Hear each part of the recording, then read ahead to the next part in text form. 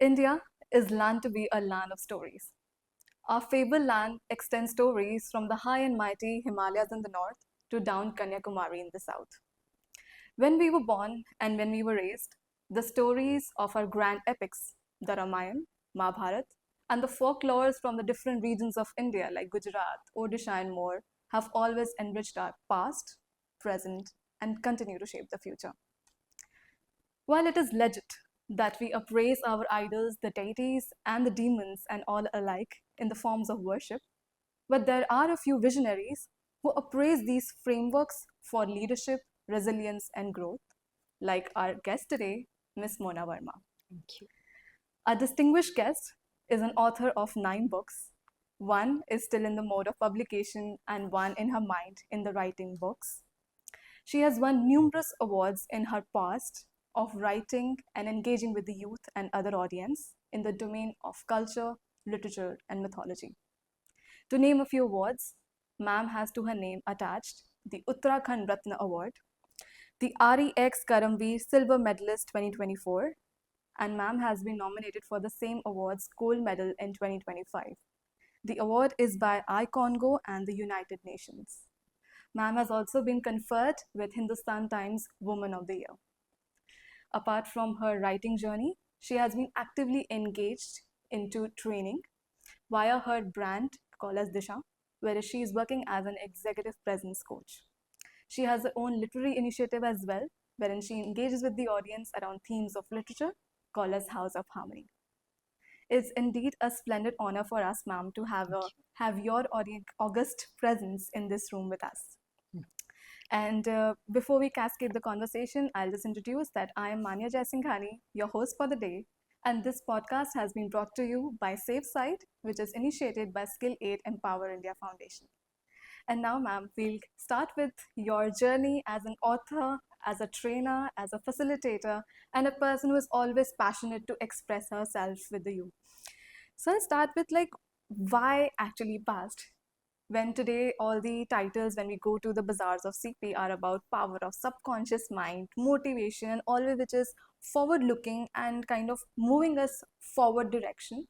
You are trying to go a step back in time, bringing the timeless stories and weaving them in a way which is unseen and unheard and untouched by many authors. So why is it so?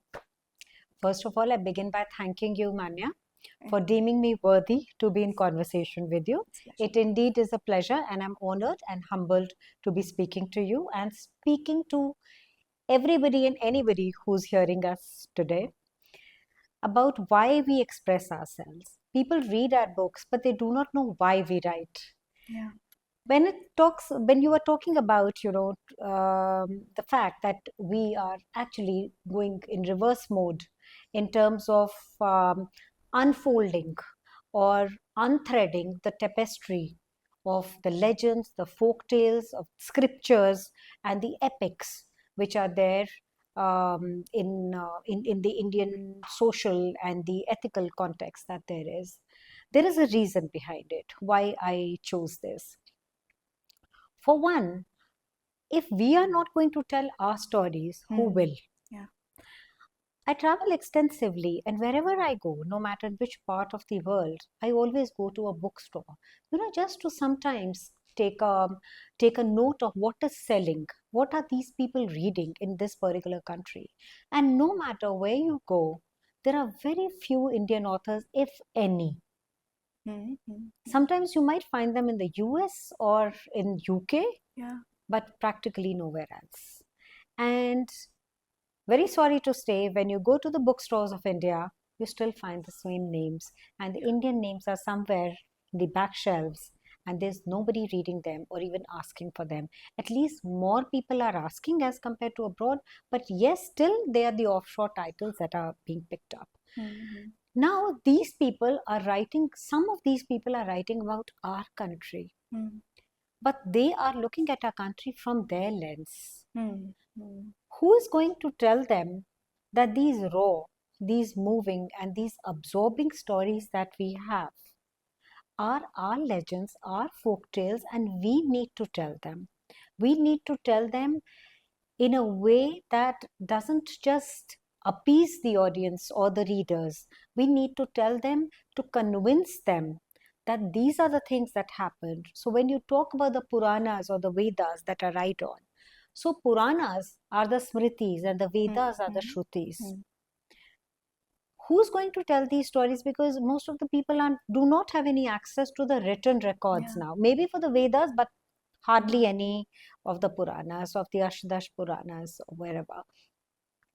Now, if somebody else is telling our story, they're telling through their lens. Mm. We are Mm. telling these raw, absorbing stories from way we heard them in a very organic form.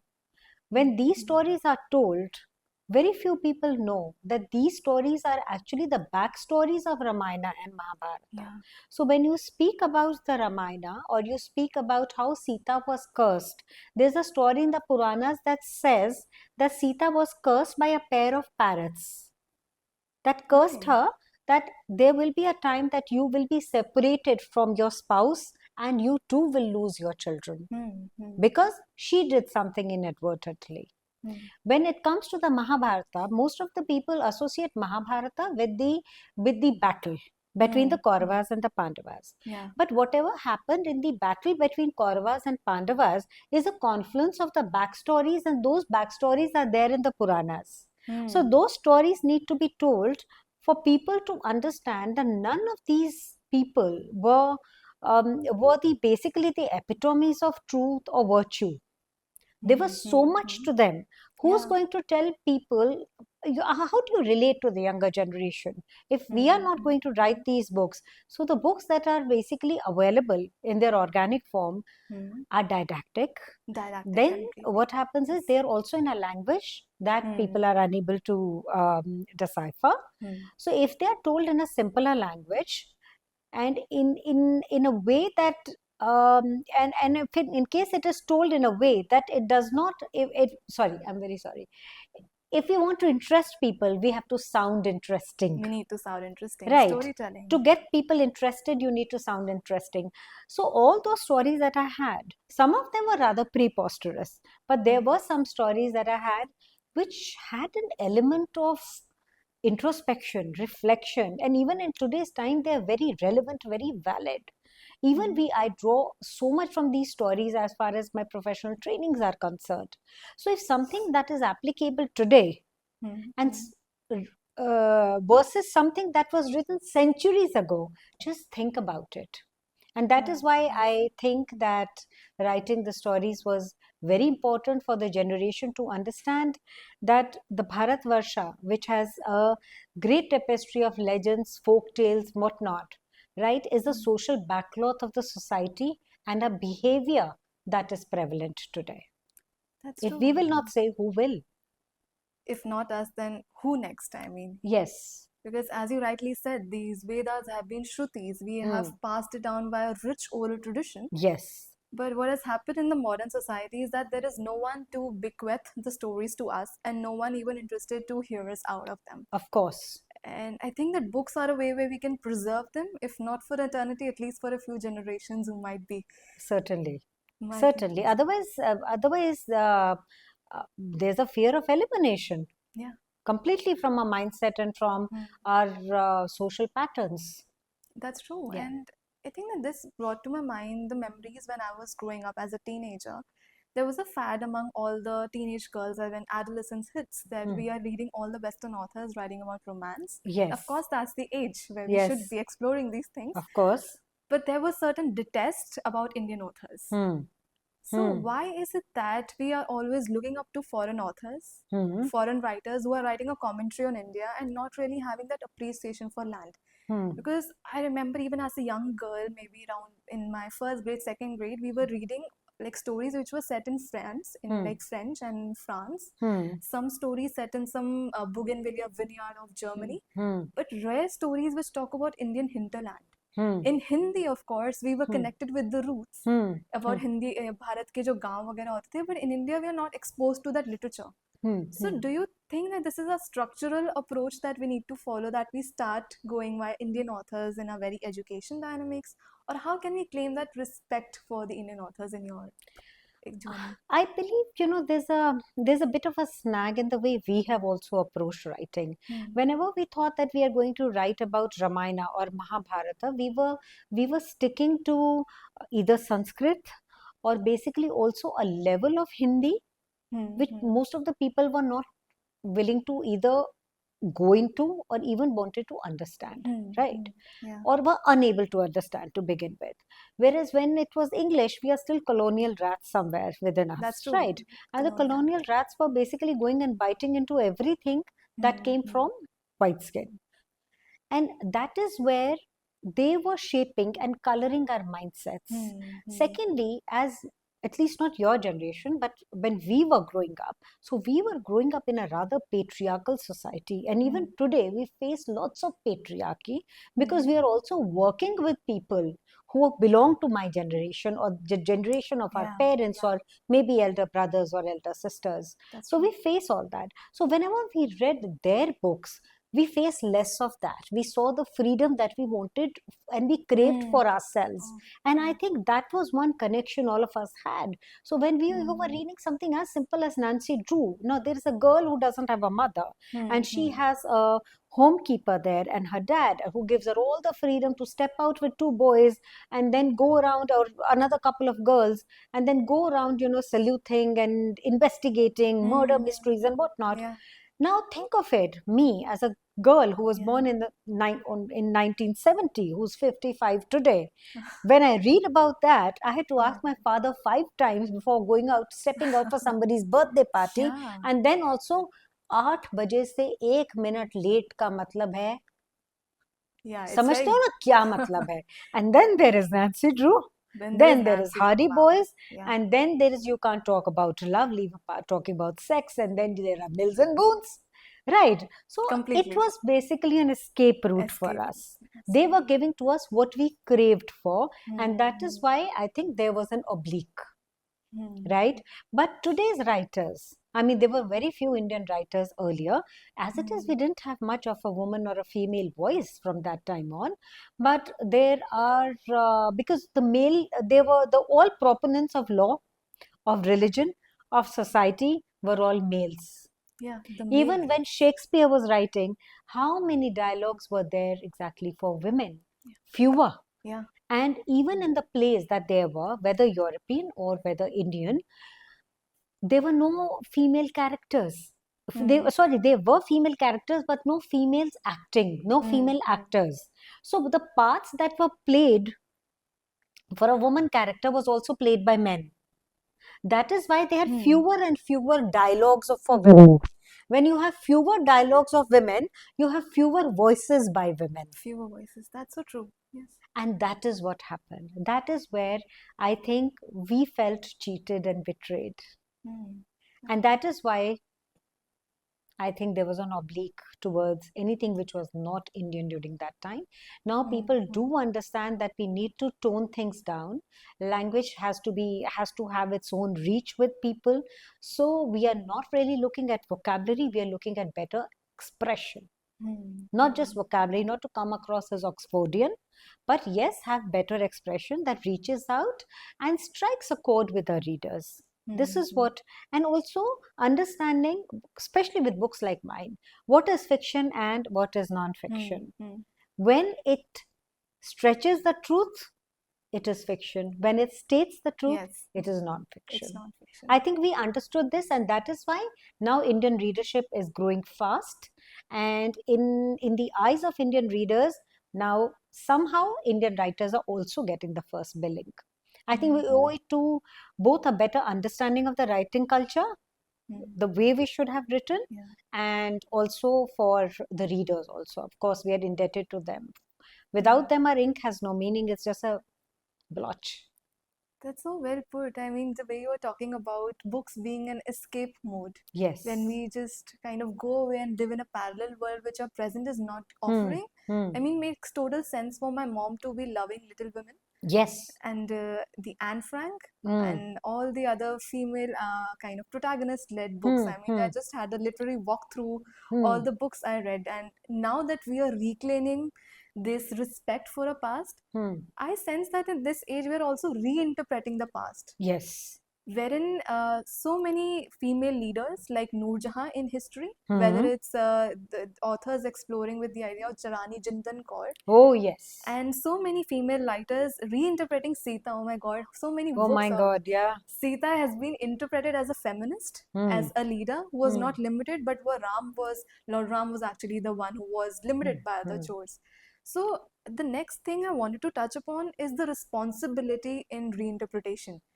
Because when we start saying that this is mythological fiction, Hmm. this is mythology, this is non-fiction, this Hmm. is fiction, Hmm. of course there is the truth. What separates? Yes, what separates? This is my truth, your truth, and so many kind of literary battles also emerge, Hmm. and many contemporary writers are up for the same. So, how do you view this newer wave that is coming up?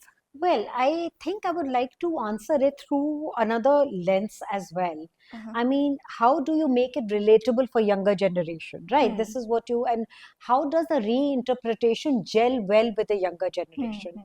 See, what happens is when I was researching on the Puranas, what happened was that in one of the tales, I came across that they were tale of four birds, right? Hmm. These birds were mere eggs that were hatched during the battle of Mahabharata. Hmm. These birds flew to the mountains, and Rishi Gemini went looking for these birds.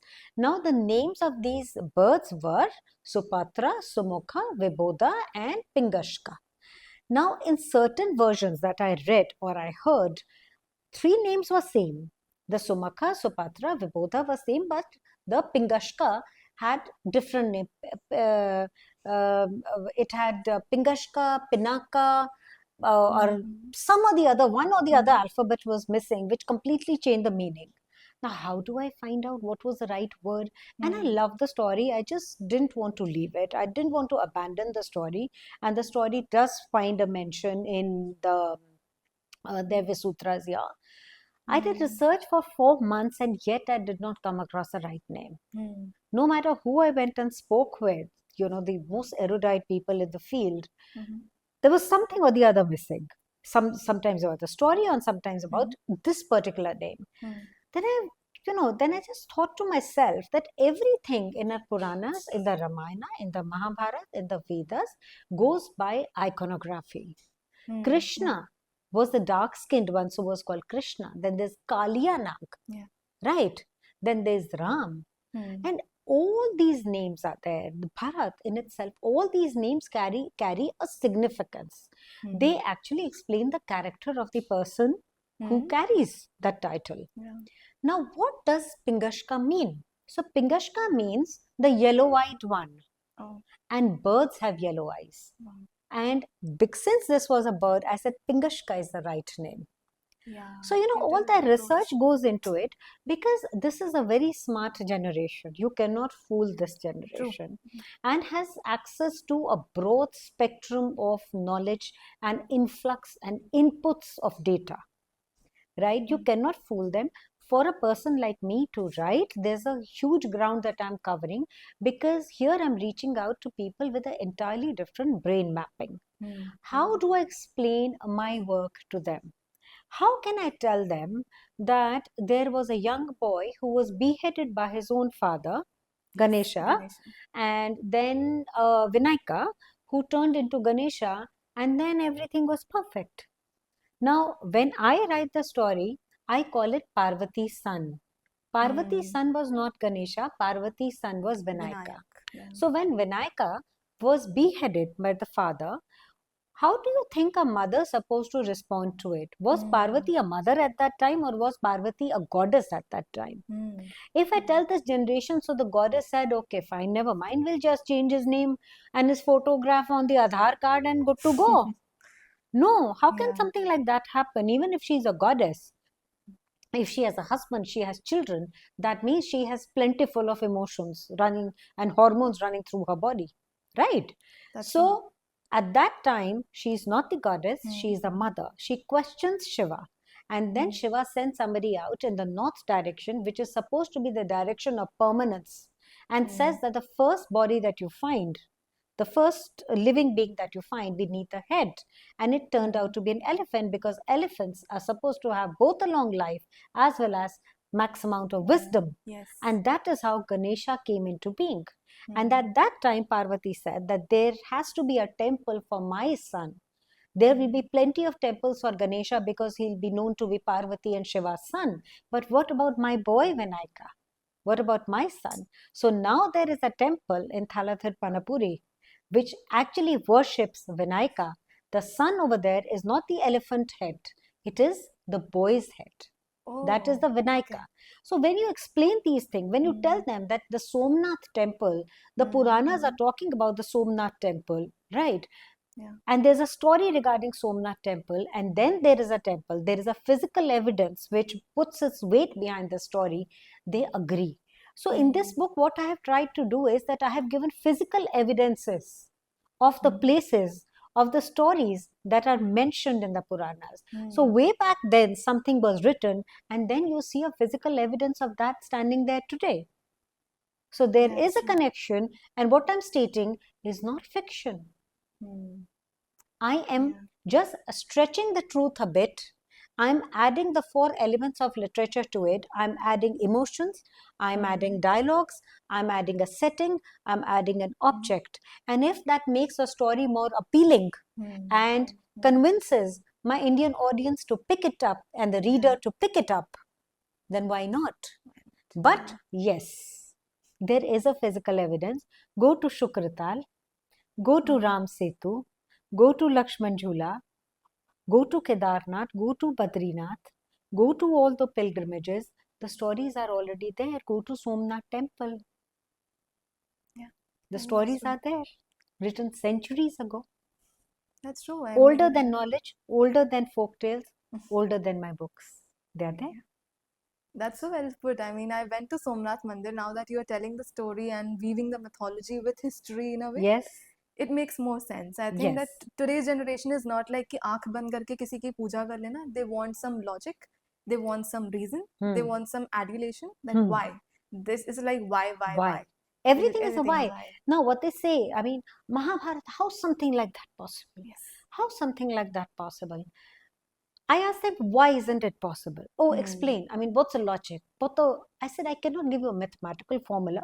I can't give you a Pythagoras theorem for it. But let's see logic. Let's see logic like this. Supposedly, Draupadi is a human body. What Okay. is a human body married to? The five senses. Senses, yeah. She's married to the five brothers.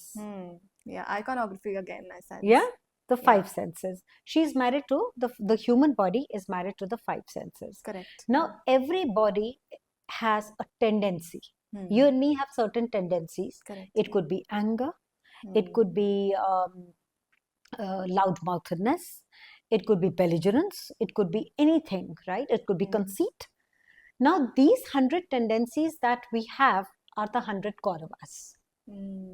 Now, if your senses feel that they can gamble with the tendencies and win the game of life, then boy, more wisdom to you. Can't happen. You are bound to lose. So do not gamble with your tendencies. So when they go to the brain, the Atman or their Atman Krishna, Yeah. and they question that should we kill all the tendencies as Arjuna asked Krishna. So Krishna said that I understand that not all Kauravas are wicked. And not all tendencies in the human body are bad or negative. But in case you want to win the war of life or win the war against yourself as well, all the tendencies need to be exterminated. So if I tell you that the world we live is in Kurukshetra and your life is a constant battle between senses and tendencies, won't you understand Mahabharata? Yeah. And they do. It's not even mathematical, it's not completely story, but it hangs somewhere in between, and that's beautifully leaving the space for my own exploration and also satisfying that whyness to it. I mean, my brain is now expanding, and that curiosity has been kicked and cracked open that, oh, yes, this might be the next thing. Yes. And if you can just give us a few examples, like I heard that this was a story which has been given in Devi Sutras Devi Sutras. in the book. What about like, is it like, I think that Banaras book that The Lost and Found at Banaras, that's a fiction, and The Hmm. Scent of Himalayas is a collection of folklores from Himalayas. Hmm. So how do you balance in your writing this fiction also, which is stepping up like a story created around these mythological characters, influences, Hmm. and something as raw as folk tales from Himalayas, which might be, I think, your travels Hmm. and your collection of what all pocketed stories of Himalayas are to be with. Well, when it comes to stories of the Himalayas, see, I come from Haridwar, right? Mm-hmm. So there's a plains, right? Yeah. Beyond the Shivalik range, that they're the plains. That's the first set of plain where the Ganga hits Hmm. after it comes down from the mountains. So, we've had so many people who've been displaced from the hills or Yeah. who have migrated to the plains. And the first plain that they hit is Haridwar. That's right. So we had a whole lot of staff coming who came to work for us, and we had families that we interacted with who were once living in the hills. And they had stories, and the stories would be very mystical and sometimes very preposterous, of ghosts and of legends and of Oh, wow. various dance forms of the devils and of devtas, Yeah. and you name it. They used to be wild and bizarre. Yeah.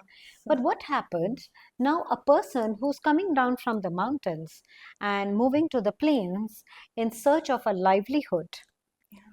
the stories, those cultures, those legends, those the reasons behind certain festivals and the practices are Hmm. completely lost. Lost. Yeah. वो इंसान रोटी कमाएगा कि वो कहानी Yeah. सुनाएगा, right? Now comes the next generation, and now the next generation wants to study. Those children do not just want to be, drivers or do menial Mm-hmm. jobs, which is great. Yeah. Now these children have never heard these stories. They do not know about that culture. For them, that culture is as bizarre as Mm. something happening in the Scandinavian countries, Correct. right? Yet your DNA, your RNA belongs to those roots, and you're unable to water those roots. That's why telling these stories was very, very Mm-hmm. important. Mm-hmm. Secondly, also, giving it a form. Now, when we hear these stories in the mountains, they have an element of realism there in a very big Mm-hmm. way. I mean, come to think of it, when you think of Yudhishthira also, so there are Mm-hmm. stories in the mountains of Uttarakhand because the Pandavas visited them, and there is a dance called the Pandav Nritya in the mountains that is practiced. Mm-hmm. And they do tell the stories of Yudhishthira as somebody, who would be an introvert and meek at times. And it Mm-hmm. makes you think how difficult it is for a man to have his own younger brothers who looked up to him, who were in awe of him, and have them Mm-hmm. as a co-husbands Yeah. to his wife. I mean, would he be thwarted by imposter syndrome? And then this wife hates him. Yeah. Difficult Isn't, thing. I mean, Yeah. how can you be an epitome of truth and virtue? Of course, when he would close his eyes at night, there is an element of imposter syndrome, no matter what great character you held. So That's all right. those things, all those stories are there. And I think that's the reason these stories needed to be told. There are so many cultures. So when you go to see people now who are moving back to the mountains now, after third or fourth generation of these people are going back to the mountains because suddenly Delhi is very polluted. Hmm. Suddenly Correct. there is work from home. हमारी तो जमीन है रामनगर में, हम वहां चले जाते हैं. Correct. Now when they go back home and they see the Mukhota dance, they are sort of Yeah. they are so distanced from that culture, and you Yeah. ask them, of course they would love the dance for the element of ethnicity that it Yeah. has, and because they find it very exotic. But why are they dancing that? Why the mukhotas? What do the mukhotas signify? Signify they They don't know. won't know. They won't know They actually. They're won't so know.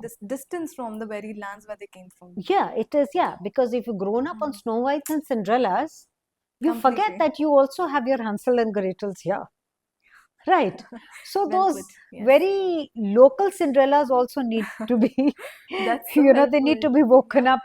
Those Snow Whites need to be woken up again. The Sleeping Correct. Beauties need to come back to life. And Yeah. sometimes they're Indian ones as well.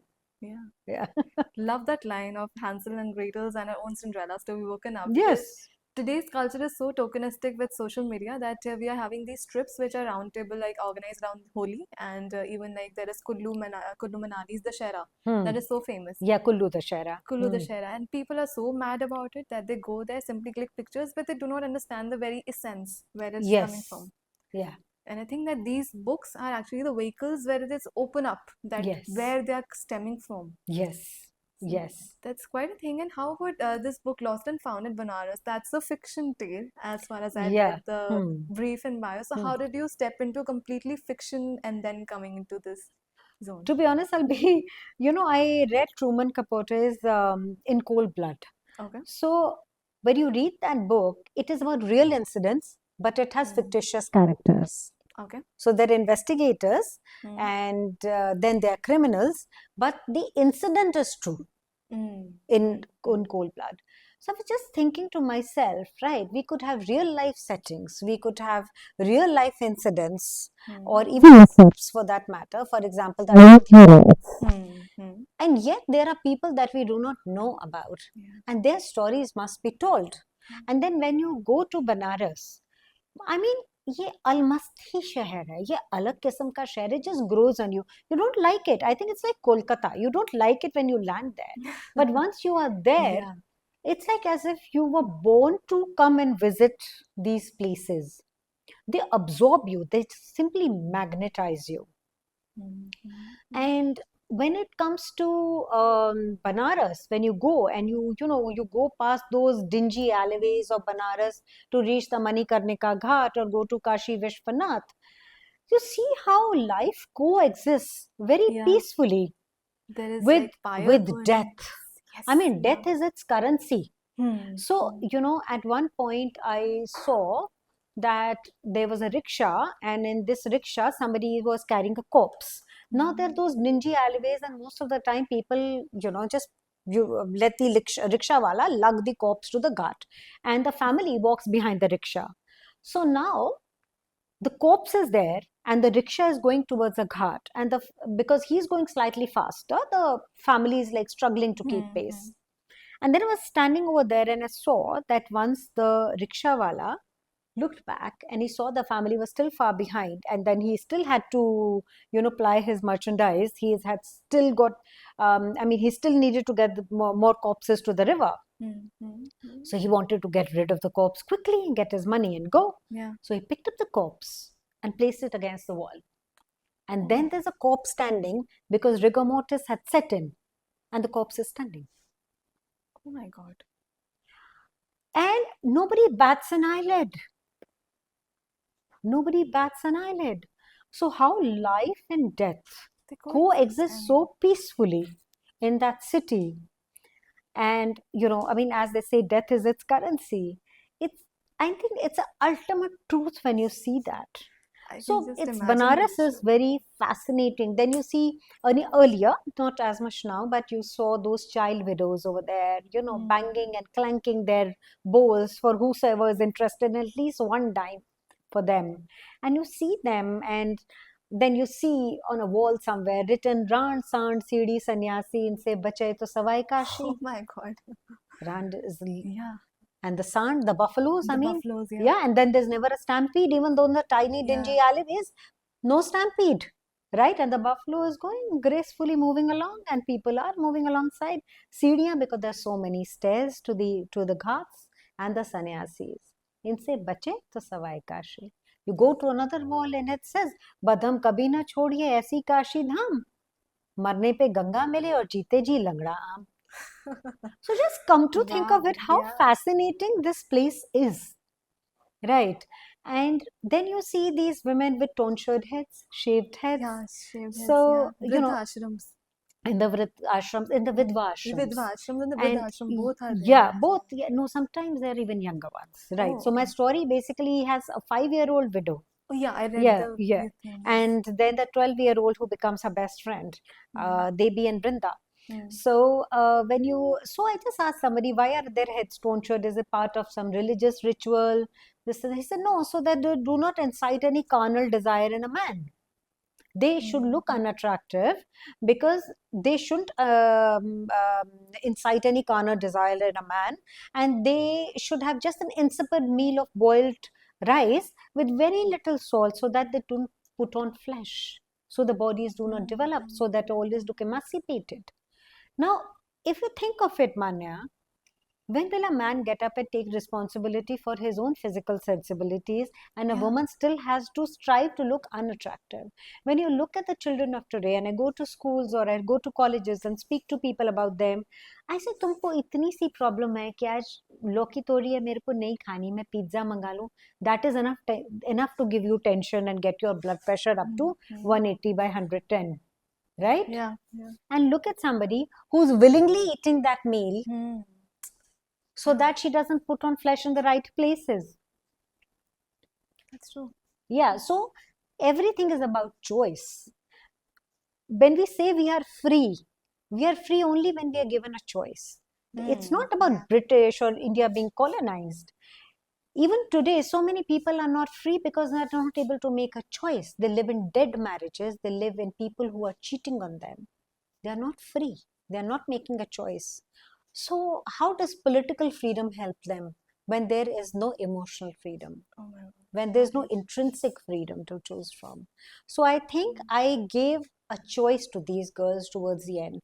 I did not want those lousy VP victims. I made these girls so strong in the book, and that was a very deliberate way of writing.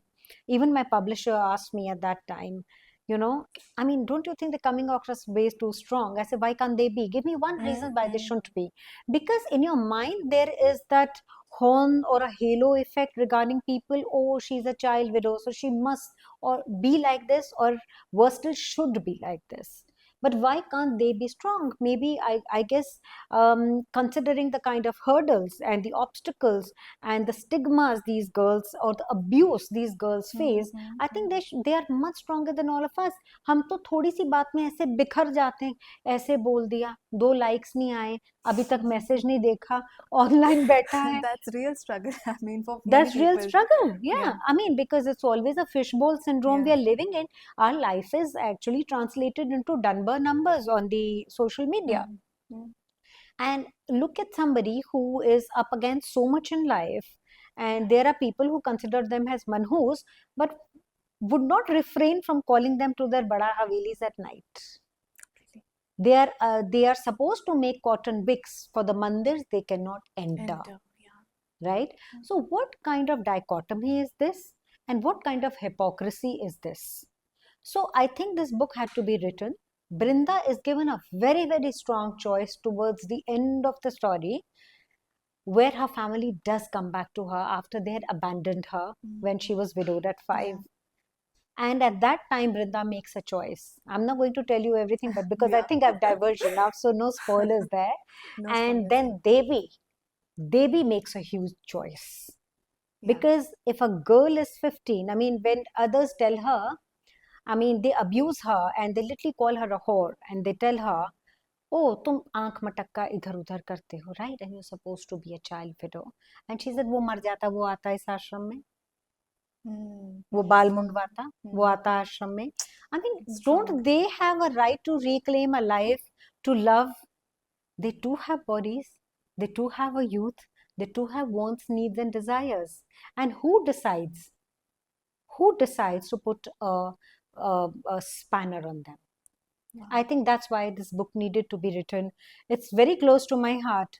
And sometimes, as a writer, you feel, I don't know, I don't want to come across as loudmouth or belligerent, but yes, as for myself, people may have liked the book or people may not have liked the book, albeit I felt I received a whole lot of love through this book, but I felt very proud when I ended this book.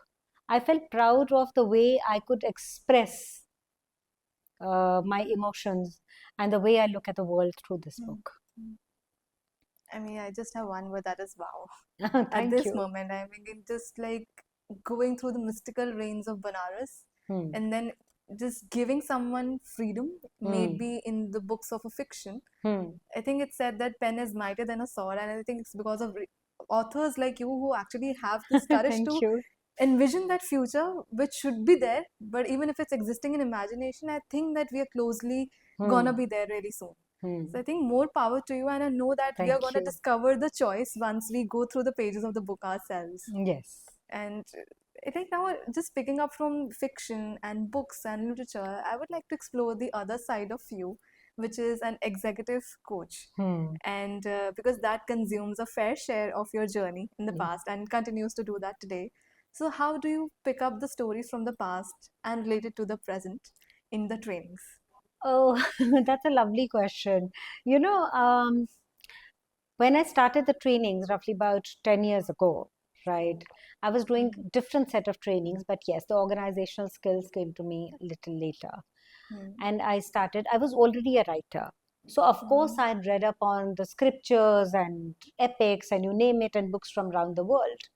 And then there were so many elements of everyday life that we were asked to arrest as well as address in the trainings. Oh, ma'am, we have this problem of stereotypes, Yeah. or we have the problem of people keeping bad company, or we have instances of people getting influenced by the weak links in the company, or people who just won't do anything, the dead zoners. Mm.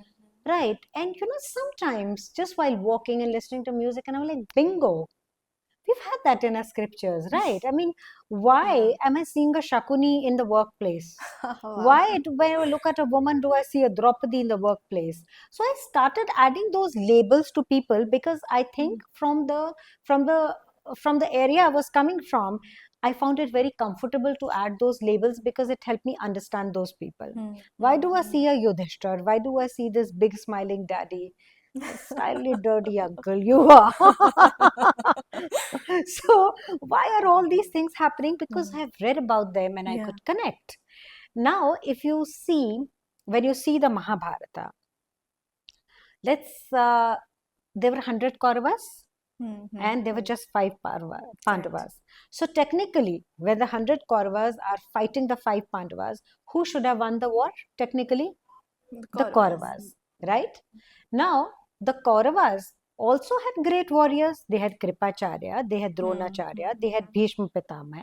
Correct. But who did the Kauravas listen to? Whose advice did they take?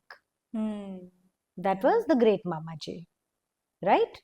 They took the advice of the great Mamaji. So the mentor was Shakuni. No matter how well equipped they were, or great warriors they were, or even wise intellectuals they were, they took the advice of one wrong person. And who was a mentor to the Pandavas? The Gyan Yog, Karma Yog, Bhakti Yog Yukt, Sri Krishna. Correct. One person helped them win the war because of the right mentor. So that was their referent group. So the people we choose to surround ourselves with have a very invisible effect and influence on the way we behave, the way we talk, the way we express ourselves, the way we do our work in the workplace, the way we conduct ourselves. So that is the example of the referent group. And these are the things I was reading in Harvard Business School. Yes. I said, oh, buddy, why don't you come to India and read our Mahabharata? Completely agree on that. And we have a referent group right there. Then you go back to the dohas we have in India. Gagar mein sagar bharna, what we say. Yes, and it was मुंड मुंडाए हरी मिले तो सबको ले मुंडाए बार बार के मुंडते तो भेड़ न बैकुंठ जाए. अगर सिर मुंडाने से हरी मिलते हैं तो जो sheep है that is sheared at least once or twice in a year, they would have reached the Vaikunt by now. तो स्वर्गलोक में जाके तो आपको तो भेड़ ही भेड़ मिलेगी. Right. So this is about the herd mentality people have. If someone's doing this, that's the right way to do. If more people are doing this, very well, even I must go and do it. You go, you get your head shaved, and then when you come back home, your hair doesn't even come back. What do you do then? What do you will to do then? Right. Teamwork. Fantastic doha we have over here, that Rahiman प्रीति न कीजिए जस खीरन ने की ऊपर से तो दिल मिला भीतर फांके तीन. ऐसी प्रीति का क्या फायदा, क्या लाभ? जो ऊपर से तो ठीक लगते हैं teams, but when you go inside and you start talking to people and you feel that everything is easy breezy on the outside and seems like a perfect picture, almost like what a calendar team they have. And then you look at the struggles and the power games and the biases and the stereotypical approaches, the horns effect that you have.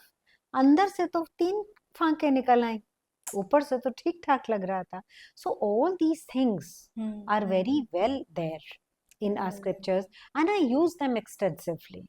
I use them extensively over that's there. true. I think that people remember the stories Hmm. and the anecdotes really well, more Hmm. than they can remember the didactic theories and Yes. everything. Yeah. Like, if I were to talk about situational leadership model Hmm. versus the Raniti, like Hmm. used by Sri Krishna, Hmm. I think everyone will just like click to the Mahabharata and the Kurukshetra and Yeah. everything. Yeah. And just building on this thing, like how do you deal with the shades and the layers to the characters, or maybe the sayings which Indian sayings carry?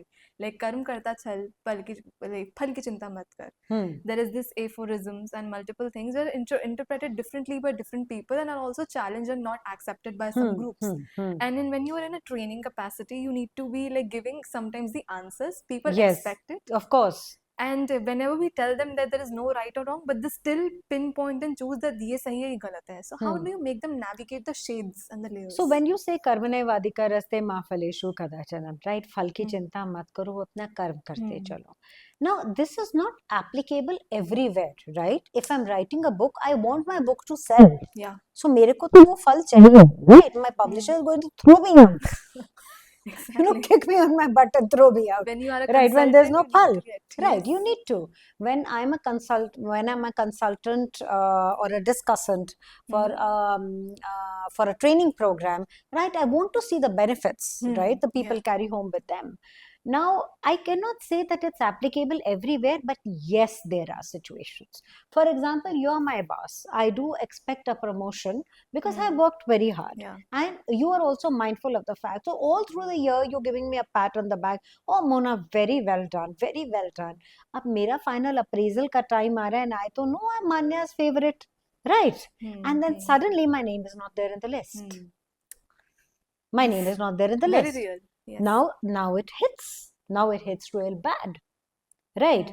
Now there are two ways that I can conduct myself. Either I just pick up the gun from my house and come and say निकलो मान्या बाहर, मुझे तुमसे बात करनी है. Yes. Right. Or the other one is I go back to my work, right? I go through layers of introspection, reflection, and give it a heavy duty thought. Was the boss right? Is it hurting me because it is hurting my expectations?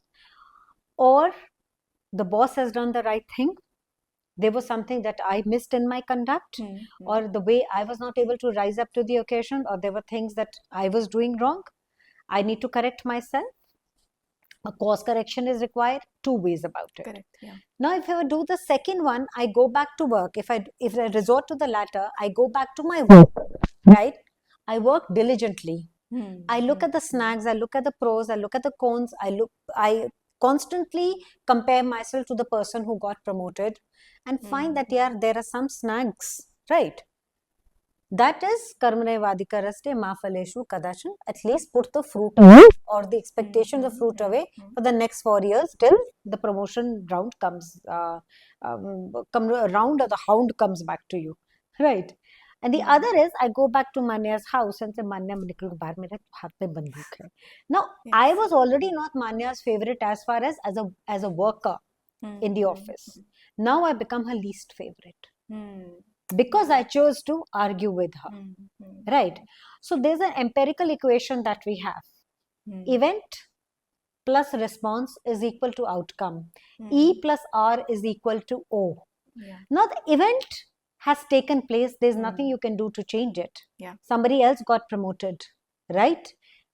That is not in your hands. It's beyond your control. Your response is well within your control and your ambit. Correct. And E plus R is a variable, E is the constant, and this variable is something that you can control. And that changes the outcome. Yeah. So I guess in certain situations, you need to go back, work on yourself. Because the phal that you are craving is not the fruit that was meant for you. अभी रुक जाओ, वो मिलेगा लेकिन बाद में. अभी उसकी सारा टाइम चिंता मत करो, कभी कभी करो, लेकिन हर वक्त उसी की चिंता मत करते रहो. वो बॉस के ऑफिस से निकला, वो तो बहुत खुश लग रहा था. I think the boss likes him more than me. अरे बाबा, That's Not so all true. the time. Not all Don't the time. center your life. Don't make it the center, the pivot of your life. I mean, the axis of your planet should not rest on that particular pivot. Correct. But yes, do your hard work, wait for the fruit to come, but not all the time. I think that is the way I look at it. Mhm. People can always agree to disagree with me, Mhm. but yeah, that's the way I look at it. That's very well put. I mean, the equation way, the way Hmm. you again like touch the very core that we started with Yeah. about making it mythology more accessible to the youth. Yeah. I think that is what is needed. That attach an equation, attach some modernity, Yes. and make it more kind of palpable, Hmm. changeable with Hmm. variables, constants. Hmm. I think that just puts a scientific end, if that is what I think catches the Yeah. eye of many people. Yeah. That Yeah. scientific lens se baat karo in trainings. And this brings to my mind this very instance that I recently had in one of my training rooms. That I was having a training on team building, Hmm. and there was an activity which I asked the team to do. There were around 3 to 4 women, and largely it was a male centric room. Now, somehow the women went the other way, and men went the other way for the desired activity I had given them. Then there were certain men who made the comment कि ladies को तो समझ में आता ही नहीं है, Hmm. and Ramayan भी सीता की वजह से हुई, महाभारत द्रौपदी की वजह से हुई, and they simply made these remarks in the open. Hmm. Now, me as a female trainer felt slightly Offended. offended. A piece of me was offended. A piece of me was thinking like, how can I maybe help them reinterpret these narratives in a different way and actually look at it from a different perspective. Hmm. And even from women's perspective, they were not actually as offended as I was. Maybe it was their game, or maybe they were so comfortable. So the very essence that I often see is that all the women in the Indian mythology largely have been looked at from the male gaze, as we were discussing. Hmm. The male voice has been dominant, and there has been patriarchal kind of inference and Right. interpretation. So, how do we give women leaders that kind of emancipation via our scriptures, or maybe help them reinterpret, maybe via training rooms, if in your perspective we can have that? Well, because females themselves are also responsible Correct. for the way, I mean, sometimes we are treated. I mean, I myself have sometimes let myself be treated very shoddily and shabbily and just let it pass because you do not want a furor. You do not want things to hit the roof, right? But that has been a major fallacy on our part. What is it that women are doing all the time? We are forever succumbing to minimization. Yeah. Right? You ask one lady somewhere, coming from a humble background, said, "आप क्या करते हो?" छोटी सी दुकान है, वो थोड़ा सा वो है. They underplay. Everything is छोटा, everything is Yeah. छोटा. आप आदमी से बात करोगे, खेत है जी हमारे. वो Yeah. 1 बीघा खेत नहीं होगा. Correct. Yes. Right, खेत हैं जी. I mean, these are the kind of things I would hear in smaller cities because I stay in Haridwar, and constant minimization. And also what was happening when we go back to that era where women did not have a voice, there were fewer women actors and thus fewer roles written for women, and the men who were talking, therefore lesser dialogues written for women. So it was like a dominoes effect. Correct. Actor नहीं थे That's तो right. Character कम बने, Perfect. Character नहीं थे तो उनके dialogue कम लिखे, dialogue कम लिखे तो औरत की आवाज ही सामने नहीं आई. Right? Now, what is happening? So, who was giving them a voice? Now, what was happening during that time? The women who were coming from privileged backgrounds and women who were rather solvent in their stance, they also did not permit these women to raise their voices. Correct. Because somewhere it would rattle their comfort zone. True. उनको लगता है हम ठीक ठाक बैठे हैं ना अपना तोश का शॉल लपेटकर और अपना सॉलिटेज पहनकर, तो हम ठीक है, हम ज्यादा इस मेल वॉइस को तंग नहीं करें because at least everything is provided for me. Right? I mean, I've heard people coming and telling me openly, "Oh my God, I do so much of charity and give up this money and the money here and money there and money there." So why don't you actually step out into the field and do something for them? Because sometimes the money doesn't even reach them. Have you ever found out? Have you ever gone and explored whether this money has reached them? Are you convinced? नहीं, बस मैं ना बाहर जाके नहीं कुछ कर पाती. बाहर जाके करना बहुत मुश्किल है. So, my question is, you're a non-earning member whose money you are shelling out as charity. It is the money which is part of your pocket money coming from a affluent husband. Correct. As for you, what are you doing? You aren't even able to step out of your air conditioned drawing room and go into the field and actually see whether the money is reaching the girls or the women or even the boys or the men, the needy or not. Right. So what is a message that's going out? I'm sorry, Manya. What is a message that is going out? Agreed. You actually don't care. You're just doing it, okay, because it makes you feel good. It's your feel good factor. You're appeasing just yourself. You yourself are not convinced of what you're doing. Right. Now, when it comes to society at large, I think that women need to snatch the remote control from anyone who are actually trying to provoke them into giving a reaction.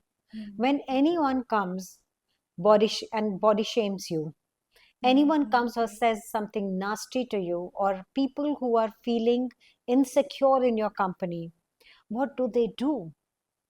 They come and strike you at a personal level. I have taken it when people could not find anything wrong with the way you work or the way you present yourself or your character or the way you speak with them. They would come and just make a bad comment on my height because I'm just 5 feet nothing. And I'm like, कुछ और नहीं मिला ना आपको?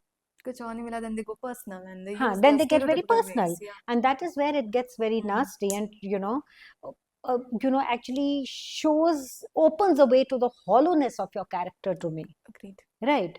So these things do happen. Now, what do these people want from you? They want you to even, literally sprint out of the room crying, feeling very disturbed, or they try to perturb you. You are in the middle of a presentation, you are talking to 10,000 people, and people are watching you, and they would just say something nasty, and then you completely lose the string.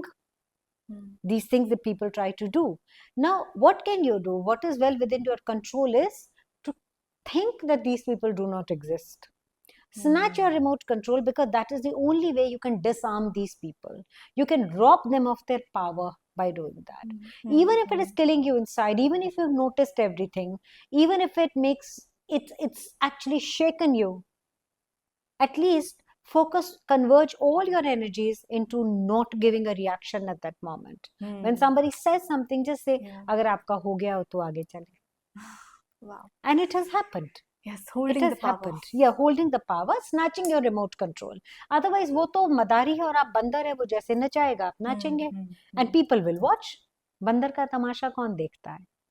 Correct. उसके जैसे बंदर नहीं देखते, लोग देखते हैं. As simple as that. Don't let that happen to you. Don't let this happen. And I think that it's so important that we reclaim that power, and women should actually step up. Yeah, and step up for the daughters.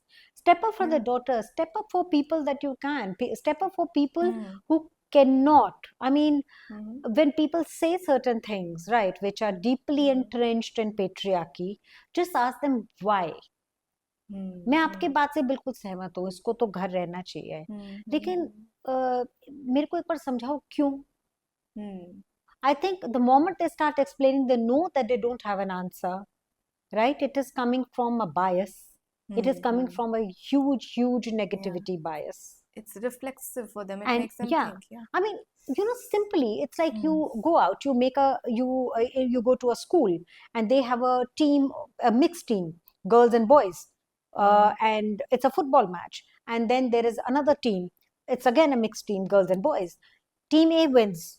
What do you say? Team A was better than Team B. Yeah, correct. Now, convert the teams. There was an experiment that was conducted. Convert the teams, have an all-boys team, and then have an all-girls team. The girls team loses. Everybody says girls can't play football, right? So how your estimation, how the result, how the assessment has been switched from capability index to gender index. Yeah. These things do happen to us all the time. You know about the Heidi and the Howard experiment. People were given, the bosses were same. 50 people were given a sheet, which was a case study about a boss. 50 other people were given the same case study, again about a boss. And they were asked, whether would you like to hire this person or work with person? And the same question was asked to team B. Most of the people in team A said, yes, that's a go-getter. That's a boss. So much to learn from this person. Strict, but yes. Sometimes bosses need to be strict in case they need to take care of the weak links or the do nothings in the group. And the team B, most of the people said, we would not like to work with this person, we would not like to hire this person at all, because this person is aggressive, this person has emotional volatility, and this person comes across as somebody who would compete against everybody who's working along Emotionally with not her, fit. Yes. and sort of thing, very aggressive. And what the only difference actually was that this one was a guy and this one was a girl. This one was called Harvard, this one was called Heidi. And how the Yeah. results changed. I use that in my trainings all the time, and the results are always same. This points out how we are kind of inculcated into the gender roles norms Yeah, that just influences our thinking patterns. right. And most often, the sad part is they are carried forward if not challenged. Of course, they are, because it takes about 100 years to Yes. change one string of thought. See, there's a first generation which starts feeling slightly unsettled with the way things are, right? मेरे को कोयले लकड़ी का चूल्हा नहीं चाहिए, ये तंग करता है, लेकिन they don't do anything about it because they are not capable. Now there is a next generation that is watching the mother coughing and dying of tuberculosis because of that chulha, right? Now they say कुछ करते हैं, कुछ खरीदते हैं, मैं पैसा इकट्ठा करती हूँ ताकि we can buy a gas का चूल्हा or at least get a stove in the house. They do that. But it is the third generation finally that says there's no way a chulha, right? Now we've come to a point, we've just seen that our mother got it much later in her life. The first generation almost never got it. This one got it because she noticed her mother, the generation B. Generation C actually has it and takes it forward. They are the one who are able to put the idea into practice, not just ideation, but into practice. The first one was basically reluctance to acknowledge that something was happening, just a bit of unsettled feeling. The second one was ideation and realization. The third one basically was putting it into action. So 3 generations is almost like 100 years. 100 years. So Correct, it takes yeah. about 100 years to change the mindset of people, to at least induce one tiny trickling drop of change. And we can do that with our books much faster because our books are read by all those 3 generations. Correct. So ideation does not stay just as ideation. Ideation also now turns into the fact the other person is thinking like this, why couldn't I? So many people are thinking like that, and we all like to go with the majority, isn't it? The herd Everybody likes to herd mentality, go with majority. So when they see more and more books which are countering the way the world and the people were behaving with women earlier and telling them to be strong, be strong, at least rise at least, and raise your voice as well for the right thing. Then they feel so many people are doing it, they start following it. That is why good books need to be written, not only for the future generation, but sometimes also for the generations before us. They must also read our books and know how we are thinking, what are the things that were disturbed, that we found very disturbing and unsettling, and also for the future, of course. Wow. Everybody needs to know these things. I think in this way, I think you've actually kind of put in words what your purpose of the life has been. Yeah. Providing maybe a trajectory for the future to topple up and change the way the systems have been carrying forward, just like the talk of Banaras, lost and found. I think it is definitely going to be a call for people to rise up and reclaim, basically for women, to just be there where they are actually intended to be. Yeah. Yeah, and as we like tilt towards the very conclusive bit, I think in this conversation, what has surfaced for me and what I've gathered from your presence over here is that you've traveled extensively, and that has shaped the very stories that you've collected along the way, and that in turn shape the very trainings that you conduct. Yeah. So any sense on how this traveler side of ma'am you've been, like how did you start traveling? Is it really that shaped you or interacting with people? Because an author is someone who actually absorbs so much and then puts and mixes and matches and puts everything on paper. So is that something? Yes, of course, travel teaches you more, and it also teaches you most about people you travel with. Yeah. Because there's completely another facet. Somebody's been a friend, and then you suddenly want to go and take a trip to Shimla together or go Mm. to Singapore together with that person. You just see how the facets of people they Mm. change. Everything comes to the fore, how they deal with their money, their punctuality. Just see, like, Mm. अरे the coach is standing, वो कहाँ है, वो सो रहा. Very well. 8 o'clock, the coach was supposed to be here. Everybody is here for Sora. I will not spend my money on this. I will this thing. People fight over money, the most trivial of Trivial things. things. And Yeah. there's another, it's like how people turn into onions when you travel with Oh them. yes. It's not only Yes. about travel. Travel teaches you, that's no advanced calculus. Everybody knows that travel teaches us a lot. So I'll come to that part also, but it also teaches you a lot about people. Yeah. Then, secondly, what happens is when it comes to travel, when you go to various places, right, there is something called sensory tactile imagery. To see a forest in Uttarakhand versus to see a forest in Mizoram Mm. versus to see a forest in Wales or Mm. to see a Mm. forest in some forest in the States, right? Now, just close your eyes. Every Mm. forest smells different. Yeah. Yeah. Everything, the leaves feel different, right? You react differently to things. You hear different things. You Mm. hear different kind of buzzing.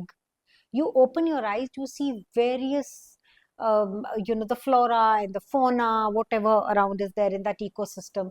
Everything seems, sounds different. Mm. So Mm. when you Mm. go to various places, I think you absorb so much. Earlier when I wrote my first book, the setting would be always be the same because that is the only setting I knew Mm. because I'd not traveled much Yeah. until then. So that was the only setting I knew. Trees ऐसे होता है, उसका ऐसा smell आता है, Yeah. मक्खी की आवाज आती है, बादल Yeah. गरजता है, that is it. But now when you go towards Norway, बादल भी अलग किस्म से गरजता है. Yeah. Right. Now, travel teaches you that also. It also teaches you how to deploy your sensory tactile imagery. So, when Mm. I'm writing about something happening in the Deccan or in the Mm. Northeast, I'm here and I'm defining a jungle. Mm. I Mm. am talking about the Sundarbans, or let me go back to the Aravali Hills or the Mm. Nilgiris, right? It will look different, it will smell different, the leaves are going to feel different, and I'm going to hear different kind of sounds as well. So that sensory tactile imagery, I think I developed that through whole lot of travel, and it taught me बेटा सब जगह एक जैसी smell नहीं आती है जंगल की. The warm, the icy mossy smell. All my stories are icy mossy smell. No, it's not the same, Yes. right? You Correct. don't see the same kind of leaves. Yeah. There are coniferous trees, there are deciduous trees. इतनी geography पढ़ी और फिर तुम्हारी icy mossy smell. So get the icy Yeah, mossy correct, out. correct. Yeah, that's so true. Like the arid deserts of Rajasthan and then the plush forests of the Northeast. Yeah, Completely different geographies and and different people. and what about the snow desert? But what the ice deserts? They are also Ice deserts. deserts. Yeah, Yes. so all those things, I think travel teaches you that. Travel teaches you also how people react differently to a different situation. Right? We Mm-hmm. Indians are more volatile in our reactions Mm-hmm. immediately. Right? When it comes to you look at a Brit who's expressing himself, how they express themselves, Mm-hmm. what are the dialogues like? I mean, Yeah. there is a sense of humor, and sometimes it's rather tacit, and sometimes it's rather acidic. The way they talk and the way we talk, how they Mm. react to a situation, how we react to a situation. So that helps you shape the emotions and the dialogues when you meet different people. Of course, we've spoken about the settings extensively. Then the objects. What are the kind of things that your storyline is going to move about? So, when I was writing my second book, God is a River, so it was based on the partition of India and Pakistan. So I would often go to my grandfather who brought me up, and then I would tell him that जो बाजार थे लाहौर के उनमें खुशबू क्या आती थी. And he would always tell me, पुत्र ये कौन सी बात है पूछने वाली, ये पूछो बाजार में हमारे अनार मिलते थे, कबाब मिलते थे, अफीम Yeah, मिलती yeah, थी. yeah. I said, बाबूजी स्मेल कौन सी आती थी? Because that sensory tactile imagery of smell was not yet getting satisfied. I had to I had to tell my readers that when Hamid was crossing the street, what did he smell? Hmm. The layers too, the हाँ, character then he comes said with it. Balushahi की smell आती थी. Oh, And I said, okay, oil, मीठा, and then अगर oil और मीठा है तो there I have to be मक्खी buzzing somewhere. So he's clearing the, shooing away the flies as well as he's talking to the cloth merchant. ऐसे तो वो दुकानें कपड़ा मिलता था because he wanted to buy an ओढ़नी for his wife. He said हाँ वो कपड़ा मिलता था, वो कपड़ों के वो जो होते थे बेल ऑफ फैब्रिक होता था, than. उसी पर चढ़कर थान पर बैठे होते थे. So all those things, they came into the setting. So what was the smell like?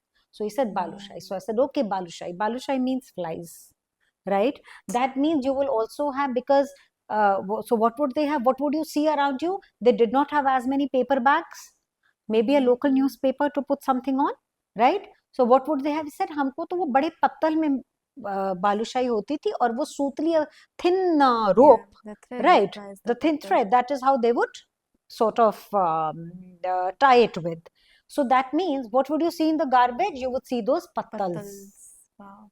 So how do you bring alive the setting? How do you hold the hand of your reader and take you into that particular place? I think that happens with travel, or at least listen to people who've traveled that place in case you can't.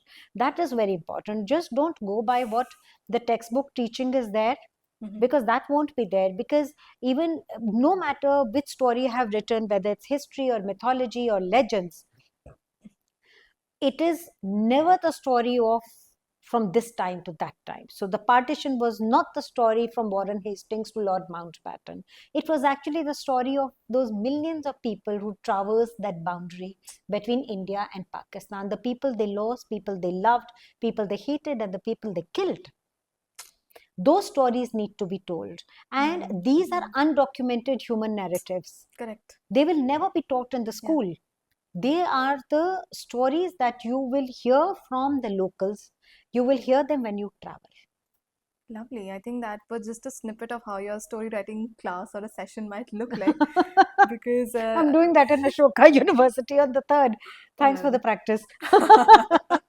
because I could actually was teleported to the Lahore streets and imagining a dustbin lying with the pattas and the than and everything, because a writer can actually inject life into the words, and a writer as a researcher is what you actually put forth, like asking deeper questions, Yeah. having that curiosity and creating those scenes, and even like the decentralization of power, like telling the stories from the localized lens. Yes. It's very important because see, when you read something, when you just know about something, you read it and you try to write a story of your own, right? I'm not saying that you plagiarizing anything, but yes, that way you are telling your story. But when you deploy the sensory tactile imagery, and when you travel and when you hear it from the people who've experienced it, that is the way you sell your story. That is the only difference between telling and selling. Telling and selling, correct. I mean, a good marketer is one who travels into the market. Yeah, and absolutely. Brilliant. And observe. Yes, observe. Observe. Most of the things we are not observing. If I were to ask you what all do you see in your room, most of us will say, okay, so we see books, we see bookshelves, and we see the light. Most of people will not say that you also see a water dispenser. There's a washroom on that side, or there's a pen lying there. It shouldn't be there. Whose pen is it? Who's we don't see anybody who's writing here. Whose pen, who's somebody scribbled something, so somebody was here writing. So most of us are seeing things, we are not observing things. And I think that is what makes a writer, we observe things. I think that merits a parallel discussion altogether on writing, becoming a storyteller, and a collector of stories, and rather approaching the very art of writing from an observer's lens. Yes. You have to be observant. And you have to be a listener. You don't hear things, you listen. You go back. I mean, you sometimes even go back to things which the speaker is not saying. Right? I mean, not just read between the lines, there are things they don't say. ऐसा ही है. ये करना पड़ेगा, ऐसा ही है, right? अब पढ़ना, your children would come and से 6 बज गए, अब पढ़ना पड़ेगा, वर्सेस मैं पढ़ने जा रहा हूँ. Wow, subtle but profound. Yeah, that's our observation, and that is listening, not just hearing. And I think that is where a writer is able to, draw in whatever magic, if you would say, into their words. I am still learning myself. I mean, there are times when I just am up against the brilliance and erudition of so many people, and I'm totally mesmerized, and I feel like, how come they are thinking about these things? Yeah. So I think every day is a huge learning process and a journey, and it should never cease. I think one word to like summarize it would be like evolving. Yeah, With every publication, I think you must have definitely evolved as a writer, yeah, as a person, yeah, and the journey continues. yeah. There are things you feel very proud of. I've written this, and honestly, I shall shamelessly profess that sometimes I've written an article I've written, and I go in front of the mirror and say, "You've written this." Give you one tight slap on your face. ये क्या लिखा है तुमने?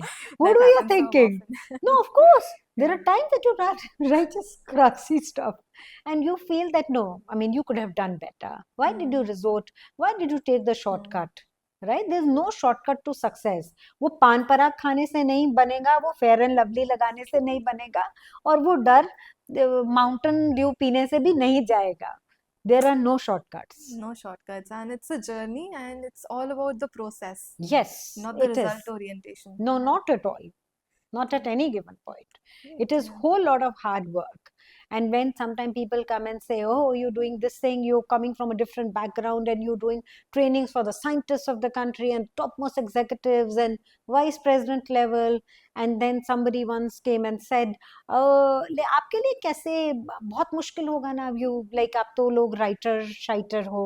सो I said मैं शाइटर नहीं हूँ, मैं writer हूँ, और ये जो आप डॉक्टर्स बने हो, Yeah. ये इसलिए बने हो क्योंकि आपने वो किताबें पढ़ी हैं जो कुछ शाइटर्स ने लिखी हैं. Shyters, I mean, writers are usually the very population which is shy, succumbed, and in the Yeah, corner. They're yeah. not usually like vocalized, but once you step out, you again break a stereotype. Yes, you break a stereotype, and ऐसे कि जिन किताबों को पढ़कर आप pilots बने हो, या you are such famous surgeons of the country or the best engineers of the country, you've read the books were written like some stupid shiters like us.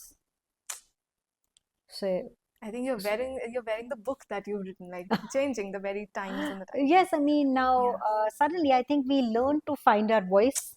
We are born with sounds in our body, but they have to turn into voices. And I think it is important. Certain things do happen. Sometimes we also let things happen. So if you're not getting up and claiming your achievement, you're not speaking up for yourself, अपनी घंटी तो खुद बजानी पड़ेगी. You cannot be standing outside the door and expect the door to open unless and until it is an automatic door which opens for everybody. But if you want to go into a door that does not open up for everybody, for that door you have to either knock or press the bell, and you've got to That's do true. that yourself. Completely. I think we need to have the reins in our own hand. Yeah. And if I were like to summarize the entire this discussion, it would be about finding the voice. And Yes. finding the voice and giving voice to others. Because what you've been doing in your journey, I see, is like you're finding your voice by collecting it from multiple voices of the country and voicing it for multiple women whose voices are not shared. Yes. And I know that these are going to live for a generation to give voice to those who have lost it, maybe not having it. I hope so. I hope so. Yes. Yes, because voices are the ones, no matter good, bad, mediocre. I think nobody ever writes a book with an intention to write a shoddy book, right? Sometimes readers don't like them. So my heart goes out to everyone, sometimes their books aren't doing well, but they don't intend to write them shoddily. That is the best way that they know. They have also given it their best. But the readers, maybe they have opted for something because they knew something better existed, and that's why they make a choice. You make a choice only when you know something better exists. And that is why then they compare your work or my work with Devdutt Patnaik. Certainly they will go for Devdutt Patnaik. He's a brilliant man. His Definitely. erudition is Like, I mean, it's a huge ground, or I think entire universe to cover to reach that erudition, but that level of erudition. But the point is that we all try our best, and these are our voices that actually spill into words. So it's Completely. all cathartic to begin with. And I just hope when people read my books, all the 9 books that I've written and the 10th in the pipeline, I think we should be published by December. So I spoke Hmm. to my publisher and my editor yesterday. So they said that they'll start working on it in October, and the book should come out soon. So everything is my voice. Yeah. Lovely. I Yeah. think the finding voice, giving voice, and definitely we are all just trying our best. Hmm. And in this trying only is the best thing that we can do. Like Hmm. कर्म करते चलो, Hmm. फल की चिंता शायद हमें नहीं फल की करनी चिंता नहीं करो. And I चाहिए. think we also, when we write, we give a voice to the younger generation, Manya. It is a very difficult time for people like you and your generation. We had a heartbreak, right? We माँ बाप के पास तो कोई जाता ही नहीं था. पहले Yeah, तो कहा तू yeah. लड़के से बात कर रही थी, ओह तुम्हारी पिटाई हो जाती थी, हार्ट ब्रेक तो was forgotten, right? So we'd go to an elder sister or to a best friend and confide in them, right? These days you have a problem, the whole world knows about it, mocks you, humiliates you, tarnishes your image.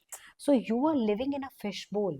It is a very tough time for this particular generation, and therefore finding the voice is extremely important for this generation, because in case they want to survive the sharks, they need to find their voice. It's very Definitely. tough being in your place. Thankfully, sometimes people come and tell me, कितना अच्छा है इन बच्चों के लिए, I wish मैं भी 50 साल बाद पैदा होती. But when I look at you, when I look at my 30-year-old girl and my 26-year-old son, I say thankfully मैं इनके era में पैदा नहीं हुई. We saw that simpler life. I'm very thankful. Maybe we didn't get as many opportunities or that access to knowledge at that given time. We didn't even have that kind of resources, but life is very difficult for them. And I think it is our duty to put our force behind that generation, to help them find their voice, to help them protect their privacy and their sanity. Completely. And that is what we try to do through these books. Completely. I'm damn sure that every girl is gonna find some place in Lost and Found in Banaras. And Yes. any girl residing in the mountains would definitely be having the scent of Himalayas into her and imbibing her. I mean, of course, the times are difficult, but I think these are the books which just give us an escape mode sometimes that Yes. just keep on holding us in our spaces. And also, when you go back to Yeah. mythology and you say, oh, Shakuni was that wicked Mamaji. I mean, Hmm. we are so used to labeling Labeling people, people, correct? Yeah. putting them into those labeled stereotypical silos. No, he was not wicked to begin with. He was a Gandhar Ratna. He was an extremely erudite, intellectual, uh, gifted man. Indeed, yes. The He was a backstory. Gandhar Ratna. But why did he become the way why did he become the Shakuni that we know? Hmm. Because he fell in love with Kunti when she was an unmarried girl, and she spurned his advances, telling him, you are a married man, how dare you? Hmm. And at that time he vowed, because he was belted and booted out of her kingdom, he vowed that I am going to wreak havoc in your life. Hmm. Oh my God. So Yes. doing all that research and bringing to light all those things is very important, so that people do not label others as good or bad. Hmm. But I think a very wise confluence and amalgamation and alloy of 50 shades of good and 50 shades of bad. Correct. Correct. It's all in the way between the goods and the bads that life happens. Yes. And just wishing you best Thank and you. looking forward to the 10th book. It's coming as per Hindu calendar, Dashambar, the 10th book, Yes. the Dashavatar. Yes. It's gonna be Dashavtara Vishnu. the complete circle, and equally 9 is divine 9 for me. Oh, thank you. And 11 is auspicious. I think that you are up for a ride. Thank you. I just hope so. I find good readers, and I'm also able to improve my writing with every book. And we hope to improve ourselves with each and every flap of the page that Yeah. we're gonna turn. And thank you so much for Thank you coming so in much, here. Manya. Thank you for having me. It's been such a pleasure. Indeed, It's I been a think pleasure. I take the larger share of pleasure to have got an audience with you.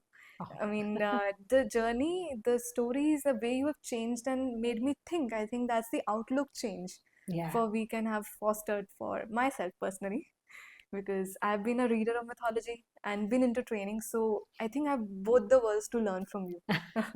That's very kind of you to say that. But Yeah, yes, we also try. We also try to improve. But thank you so much for having me. Thank you, Harsh, for for actually recording us and definitely. for letting our voice reach out to people. For Yeah, sure. Thank you thank so you. much for your time. And I'll be listing out the Amazon links for these books in the description box. Yeah. And any other way, if readers want to reflect on the discussion and write to you or connect with you, then where can they find you? They can write an email to me and they can find me either on Facebook or on Instagram. Perfect. I'm not on Twitter. All right. It's all about the depth that Instagram and everything can offer to you. Yeah, I mean, it's okay. I think they will meet me in the books. Best thing to have Yes. listed. They will meet I you in the mean, books. you when you read the books, see where you find Mona. You will Yeah, meet me somewhere. yeah. And I'll be really meeting you soon in Mm. Benares, in Oh, yes. Himalayas.